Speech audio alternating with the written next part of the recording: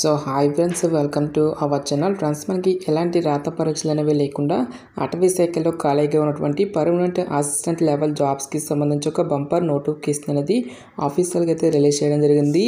ఈ యొక్క పోస్టులకి సెలెక్ట్ అయినటువంటి క్యాండిడేట్స్కి 31,000 రూపీస్తో పాటు ప్లస్ హౌస్ రెంట్ అలవెన్సెస్ అనేవి కూడా మనకి పే చేయడం అనేది జరుగుతుంది గైస్. ఈ విధంగా ఈ యొక్క నోటిఫికేషన్కి సంబంధించి కంప్లీట్ డీటెయిల్స్ అన్నిటిని కూడా ఈ యొక్క వీడియోలో డిస్కస్ అయితే చేద్దాం. సో ఎవరు కూడా స్కిప్ అయితే చేయదు గైస్. ఫస్ట్ టైం మన ఛానల్ని విజిట్ చేస్తున్నట్లయితే కనుక సబ్స్క్రైబ్ అయితే చేసుకొని బెల్ ఐకాన్ కూడా యాక్టివేట్ చేసి పెట్టుకోండి. ఇంకా ఎవరైనా వీడియోని లైక్ చేయనట్లయితే కనుక డెఫినెట్గా వీడియోని లైక్ చేసేటువంటి ప్రయత్నం అయితే చేయండి guys. Okay, let's start the video. First of all ఈ యొక్క పోస్టులకి ఎవరెవరు అప్లై చేసుకోవచ్చు అని చూసుకున్నట్లయితే కనుక ఆల్ ఇండియా నేషనల్ సిటిజన్స్ అందరికీ కూడా మనకి ఈక్వల్ ఛాన్సెస్ అనేవి ఇవ్వడం జరిగింది. అంటే మీరు ఏ స్టేట్కి చెందిన వారైనా సరే both male and female candidates ఇద్దరు కూడా ఈ యొక్క రిక్రూట్మెంట్కి అప్లై అనేది చేసుకోవచ్చు. సో ఈ యొక్క నోటిఫికేషన్ ద్వారా టోటల్గా మనకి 9 డిఫరెంట్ టైప్స్ ఆఫ్ వేకెన్సీస్ని రిక్రూట్మెంట్ అనేది చేయడం జరుగుతుంది గైస్. ఈ యొక్క ఉద్యోగాల్లో కొన్ని రకాల ఉద్యోగాలకి సంబంధించి ఎక్స్పీరియన్స్ అనేది అడగడం జరుగుతుంది.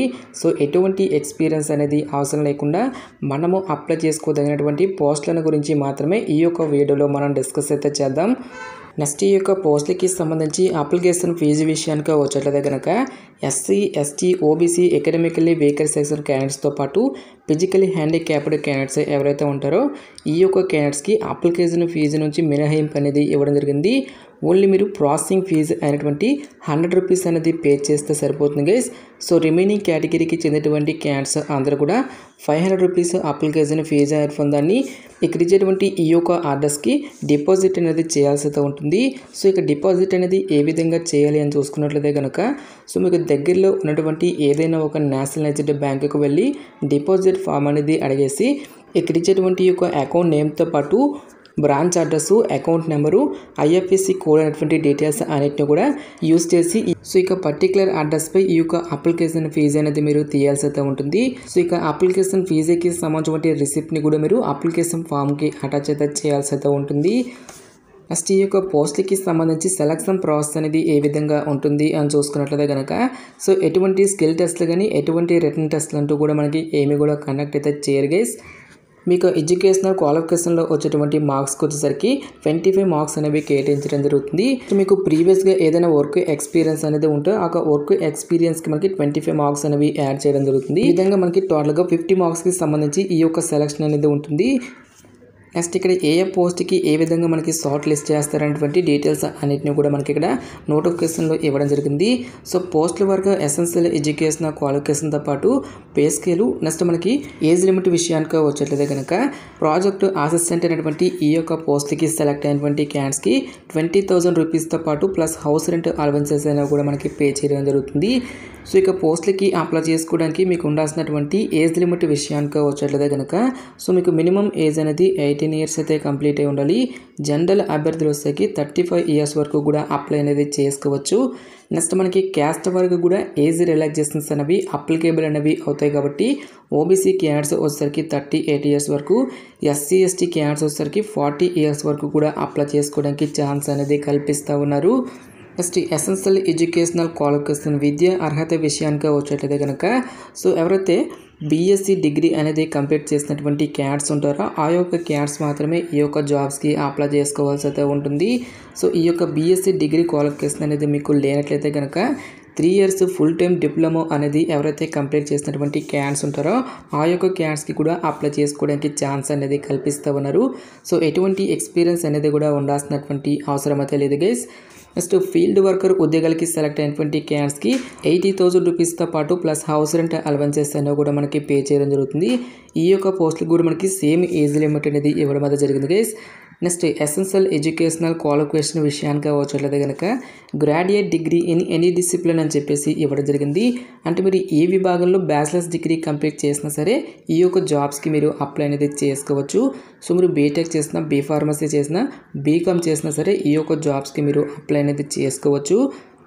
ఫైనల్గా మనకి ప్రాజెక్ట్ అసోసియేట్ ఉద్యోగాలకి సెలెక్ట్ అయినటువంటి క్యాండిడేట్స్కి 31,000 రూపీస్తో పాటు ప్లస్ హౌస్ రెంట్ అలవెన్సెస్ అనేవి కూడా మనకి పే చేయడం జరుగుతుంది. ఈ యొక్క పోస్టులు కూడా మనకి సేమ్ ఏజ్ లిమిట్ అనేది ఇవ్వడం జరిగింది గైస్.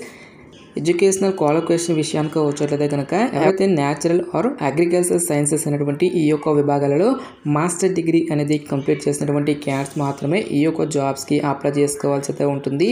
సో ఈ యొక్క క్వాలిఫికేషన్ అనేది మీకు లేనట్లయితే కనుక master degree in veterinary science qualification ఉన్నటువంటి క్యాండిడేట్స్కి కూడా అప్లై చేసుకోవడానికి ఛాన్స్ అనేది కల్పిస్తూ ఉన్నారు. నెక్స్ట్ ఈ యొక్క పోస్టులకి సంబంధించి అప్లికేషన్ ప్రాసెస్ విషయానికి వచ్చేట్లయితే కనుక ఓన్లీ ఆఫ్లైన్లోనే అప్లై చేసుకోవాల్సి అయితే ఉంటుంది. నోటిఫికేషన్లో ఇక్కడ మనకి అప్లికేషన్ ఫామ్ అనేది ఇవ్వడం జరిగింది. ఈ యొక్క నోటిఫికేషన్ లింక్ అనేది వీడియో డిస్క్రిప్షన్లోనూ కామెంట్ సెక్షన్ అయితే ప్రొవైడ్ అయితే చేస్తాను కాబట్టి ఈ యొక్క నోటిఫికేషన్ అనేది డౌన్లోడ్ చేసుకుని నోటిఫికేషన్లో అడ్వర్టైజ్మెంట్ నెంబర్తో పాటు ప్రాజెక్ట్ సీరియల్ నెంబరు నెక్స్ట్ ఒక ప్రాజెక్ట్ టైటిల్ అనేది కూడా ఇవ్వడం జరిగింది. సో ఏ విధంగా మనకి ఇక్కడ నోటిఫికేషన్లో అయితే ఇచ్చారో ఆ విధంగా ఇక్కడ మీరు మెన్షన్ చేయాల్సి అయితే ఉంటుంది. నెక్స్ట్ రైట్ సైడ్లో వచ్చేసరికి మీకు లేటెస్ట్ పాస్పోర్ట్ సైజ్ ఫోటోగ్రాఫ్ అనేది ఇక్కడ మీరు స్టిక్ చేసి మీరు ఏ పోస్ట్కి అయితే అప్లై చేస్తున్నారో ఆ పోస్ట్ నేము నెక్స్ట్ మీ యొక్క ఫుల్ నేమ్తో పాటు కరెంట్ డిసిగ్నేషను మీ యొక్క క్యాస్ట్తో పాటు కరెంట్ పే స్కేల్ దగ్గర ఎస్ అయితే ఎస్ అని లేదంటే నో అయితే నో అని చెప్పేసి మెన్షన్ చేసిన తర్వాత మీ యొక్క ఫాదర్స్ నేమ్తో పాటు మీ యొక్క డేట్ ఆఫ్ బర్త్ మీ యొక్క కరస్పాండెన్స్ అడ్రస్తో పాటు ఈమెయిల్ ఐడి మొబైల్ నెంబర్తో పాటు మీ యొక్క ఎడ్యుకేషనల్ క్వాలిఫికేషన్కి సంబంధించిన డీటెయిల్స్ అన్నింటినీ కూడా మీరు ఇక్కడ 1 by 1 అయితే ఫిల్ చేయాల్సి అయితే ఉంటుంది. సో ప్రీవియస్గా మీకు ఏదైనా వర్క్ ఎక్స్పీరియన్స్ అనేది ఉంటే ఒక సంబంధించిన డీటెయిల్స్ అనేది మీరు ఇక్కడ ఫిల్ చేయాల్సి అయితే ఉంటుంది. సో ఎక్స్పీరియన్స్ అనేది లేనట్లయితే కనుక ఈ విధంగా మీరు నాట్ అప్లికేబుల్ అని చెప్పేసి మెన్షన్ అయితే చేస్తాను గైస్.